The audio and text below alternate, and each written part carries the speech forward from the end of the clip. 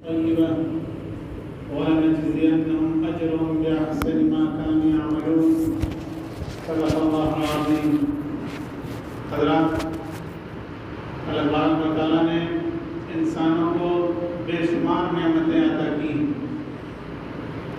اور ان نعمتوں میں سب سے بڑی نعمت جو ہم کو اللہ کی طرف سے عطا کی گئی ہے وہ اسلام کی نعمت ہے، وہ دین کی نعمت ہے، وہ ایمان کی نعمت ہے.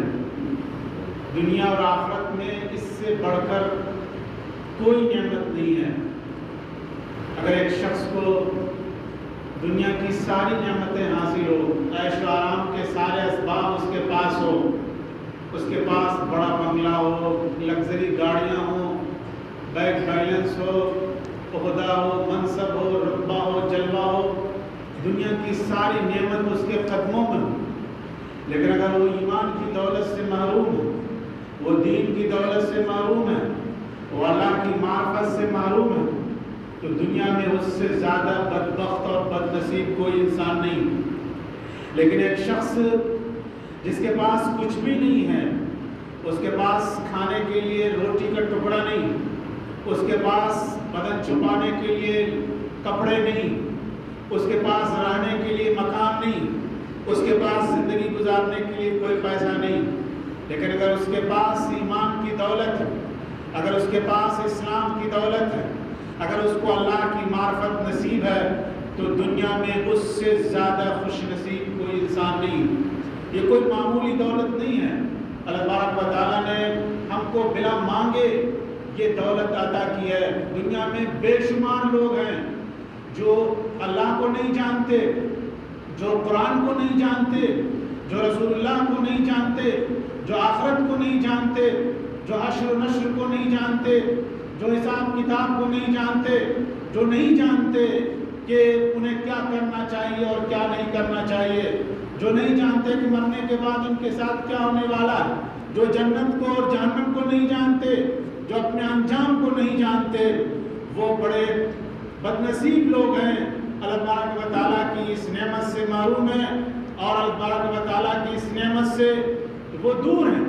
تو ہمیں جو دین ملا ہے، جو نعمت اللہ تبارک و تعالیٰ کی طرف سے دی گئی ہے، اس کا تقاضا کیا ہے، اس کا مطالبہ کیا ہے، وہ دین ہم سے کیا چاہتا ہے، دین ہم سے کیا مطالبہ کرتا ہے. اللہ تبارک و تعالیٰ فرماتا ہے کہ من عمل صالحا من ذکر او انثى وهو مؤمن فلنحيينه حياة طيبة ولنجزينهم اجرا باحسن ما كانوا يعملون. اس دین کا تقاضا یہ ہے کہ نیک عمل کیا جائے، اس دین کا تقاضا یہ ہے کہ اللہ کی فرما برداری کی جائے، اس دین کا تقاضا یہ ہے کہ نماز کی پابندی کی جائے، اس دین کا تقاضا یہ ہے کہ انسان سچ بولے، اس دین کا تقاضا یہ ہے کہ امانت داری ہمارے اندر ہونی چاہیے، اس دین کا تقاضا یہ ہے کہ ہمارے اندر اچھے اخلاق ہونے چاہیے. وہ دین ہم سے چاہتا ہے کہ ہمارے اندر دوسروں کے لیے ہمدردی، ہمارے اندر دوسروں کے لیے خیر خواہی کا جذبہ، ہم دوسروں کے دکھ درد میں شریک ہونے والے ہو، ہمارے اندر سچائی ہو، ہمارے اندر امانت داری ہو، ہمارے اندر دیانت داری ہو، ہمارے اندر ہمدردی کا جذبہ ہو. یہ دین ہم سے مطالبہ کرتا ہے.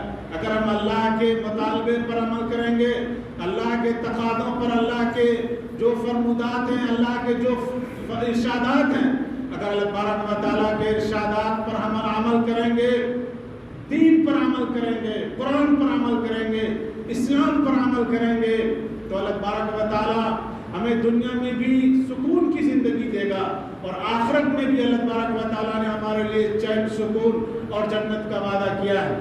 من عمل صالحا من ذکر او انثى وهو مؤمن فلنحيينه حياة طيبة ولنجزينهم اجرا باحسن ما كانوا يعملون. کہ جو بھی اچھا کام کرے گا، جو بھی نیک کام کرے گا، جو بھی سچائی کے ساتھ زندگی گزارے گا، تو ہم اس کو ضرور بھی ضرور بہترین زندگی عطا کریں گے. اس دنیا میں بھی بہترین زندگی دیں گے، اور آخرت میں بھی اس کی زندگی بہترین ہوگی.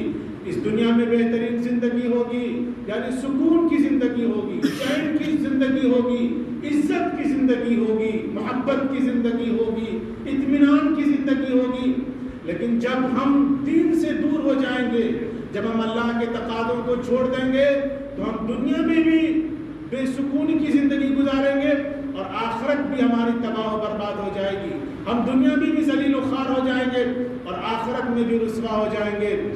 کیا آج ہم اچھی زندگی گزار رہے ہیں؟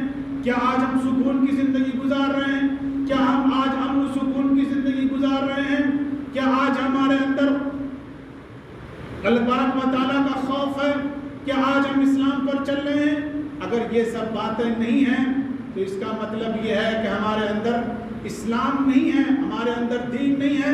کیونکہ جب ہماری زندگی میں دین ہوگا تو ہماری زندگی میں سکون ہوگا اور ہماری زندگی میں کسی کا خوف اور ڈر نہیں ہوگا. آج ہم بے حیثیت قوم کی طرح زندگی گزار رہے ہیں. آج ہم ذلیل و رسوا ہو گئے ہیں. آج ہم ایک ٹینشن کے ساتھ زندگی گزار رہے ہیں. اس کی وجہ یہ ہے کہ ہم نے اللہ کے دین کو چھوڑ دیا. اور جب ہم اللہ کے دین کو چھوڑ دیں گے تو پھر ہم دنیا میں سکون کے ساتھ زندہ نہیں رہ سکتے. پھر دنیا میں ہم امن کے ساتھ زندہ نہیں رہ سکتے. پھر دنیا میں ہمارے ساتھ مسائل ہوں گے، ہمارے ساتھ مشکلات ہوں گی، ہمارے ساتھ مصیبتیں ہوں گی. اللہ تبارک و تعالیٰ فرماتا ہے من اعرض عن ذکری فإن له معیشة ضنکا ونحشره یوم القیامة اعما، کہ جو بھی میری اطاعت سے روگردانی کرے گا، جو بھی میری فرما برداری سے منہ موڑے گا، میری تعلیم کو نظر انداز کرے گا، میری کتاب کو اگنور کرے گا، میرے رسول کے فرمان کو اگنور کرے گا، میری ہدایات کو اگنور کرے گا، جو بھی میری نافرمانی کرے گا اور جو بھی میری خلاف ورزی کرے گا تو ہم اس کا جینا دوبر کر دیں گے، ہم اس کے اوپر عذاب مسلط کر دیں گے، ہم اس کا چین و سکون برہم کر دیں گے، ہم اس کی زندگی میں عذاب کو نازل کر دیں گے. اس لیے کہ اس نے مجھے فراموش کر دیا ہے، اس نے میرے دین کو فراموش کر دیا ہے، دین کو تقاضوں کو پامال کر دیا ہے. اور جب بھی کوئی قوم دین کو فراموش کر دیتی ہے، اللہ کے تقاضوں کو فراموش کر دیتی ہے، اللہ کو فراموش کر دیتی ہے، تو اللہ تبارک و تعالیٰ اس قوم کو بلا دیتا ہے. اللہ تبارک و تعالیٰ اس قوم پر عذاب کو نازل کرتا ہے. یہ اللہ تبارک و تعالیٰ نے اعلان کیا قرآن کریم میں ظہر الفساد فی البر والبحر بما کسبت ایدی الناس لیذیقہم بعض الذی عملوا لعلہم یرجعون. اللہ تبارک و تعالیٰ اعلان کرتا ہے کہ ہر طرف فساد غالب آ گیا، ہر طرف پریشانی ہو گئی، ہر طرف مصیبت پھیل گئی اور یہ لوگوں کے کرتوت کی وجہ سے ہوا. اور اللہ تبارک و تعالیٰ اس لیے کرتا ہے تاکہ کچھ عذاب دنیا میں بھی چکھائے.